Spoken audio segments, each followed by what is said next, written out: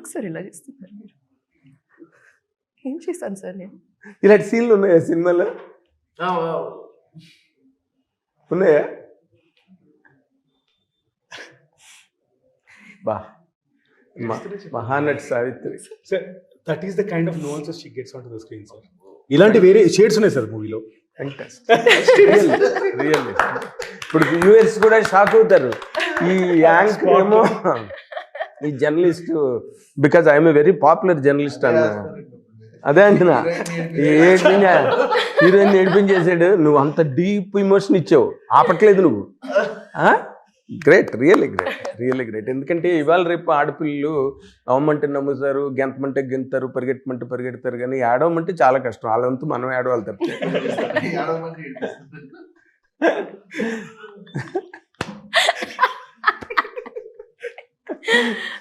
ఎడువమ్మా ఎడువమ్మా అని డైరెక్టర్ అడిగి నీకు రావట్లేదు ఆయన